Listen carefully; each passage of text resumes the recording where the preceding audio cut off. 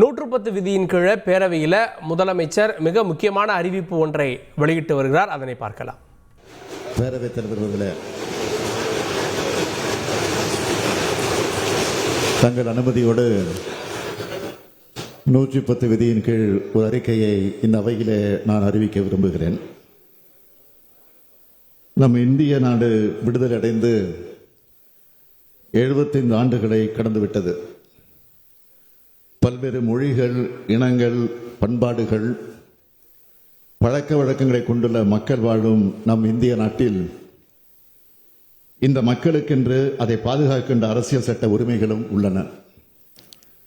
இத்தனை வேறுபாடுகளையும் கடந்து நம் அனைவரும் ஒற்றுமையாக வாழ்கிறோம்.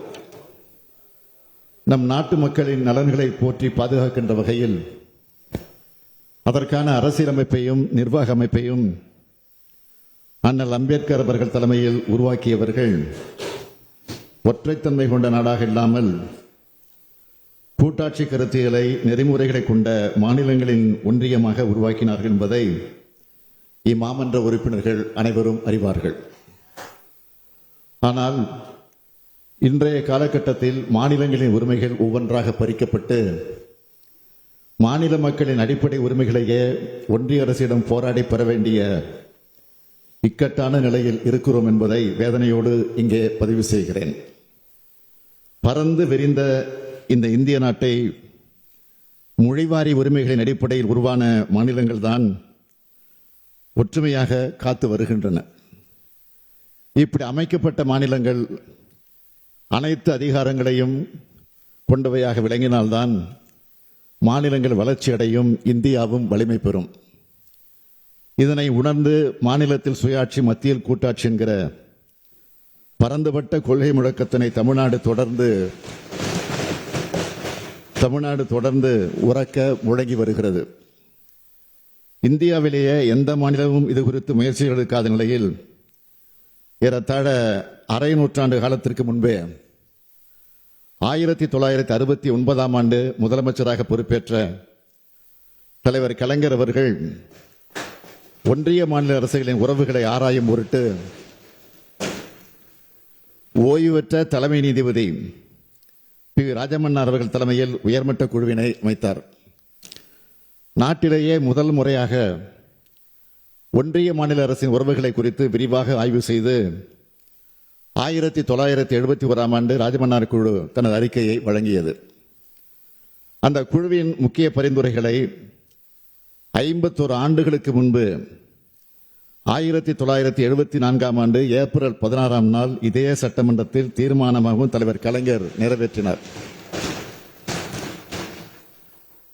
இதனைத் தொடர்ந்து ஒன்றிய மாநில அரசுகளுக்கு இடையேயான உறவுகளை மேம்படுத்திட ஒன்றிய அரசின் சார்பில் 1983ஆம் ஆண்டில் சர்க்காரியா தலைமையிலான ஆணையம், 2004ஆம் ஆண்டில் உச்சநீதிமன்ற நீதிபதி பூஞ்சி தலைமையிலான குழு ஆகியவை அமைக்கப்பட்டு அவற்றின் சார்பில் ஆயிரக்கணக்கான பக்கங்களை கொண்ட அறிக்கைகள் வழங்கப்பட்டும் இதுநாள் வரையில் எந்தவித மாற்றமுமின்றி ஏமாற்றமே தொடர்கிறது.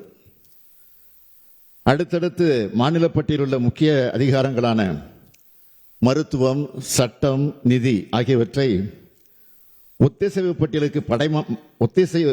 ஒத்திசை பட்டியலுக்கு மடைமாற்றம் செய்யும் பணிகளை விரைவாக இன்றைய ஒன்றிய அரசால் மேற்கொள்ளப்பட்டு வருகின்றன.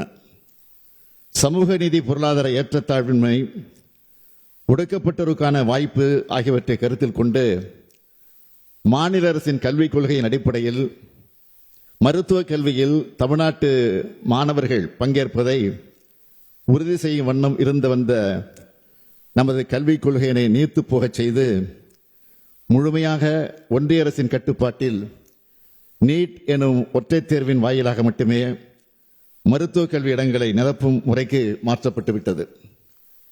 இந்த நீட் தேர்வு ஒரு சாராருக்கு மட்டுமே பயனுள்ளதாகவும் பயிற்சி மையங்களை ஊக்குவிக்கும் வண்ணமும் கிராமப்புற மற்றும் பொருளாதாரத்தில் பின்தங்கிய மாணவர்களுக்கு பெரும் பின்னடைவு ஏற்படுத்தும் விதமாகவும் உள்ளது. இந்த நீட் தேர்வின் காரணமாக பல மாணவர்களுடைய மருத்துவ கனவுகள் சிதைந்து போயிருக்கின்றன. பல மாணவர்களுடைய விலை மதிப்பில்லா உயிர்களை இழந்து நாம் தவித்துக் கொண்டிருக்கிறோம். கடந்த ஒரு நூற்றாண்டுக்கு மேலாகவே நாட்டிலேயே தலைசிறந்த மருத்துவர்களை தொடர்ந்து உருவாக்கி வரும் தமிழ்நாட்டில் உள்ள மருத்துவமனைகளை நோக்கி நாட்டின் பல்வேறு பகுதிகளில் மட்டுமின்றி பல உலக நாடுகளிலிருந்தும் உயர்தர சிகிச்சை பெற மக்கள் வருகை புரிந்த வண்ணம் இருக்கிறார்கள் என்பதை நான் சுட்டிக்காட்ட விரும்புகிறேன். உங்கள் தந்தி ஒன் தொலைக்காட்சியில் அலாவுதீன் தினமும் இரவு 8 மணிக்கு காணத் தவறாதீர்கள்.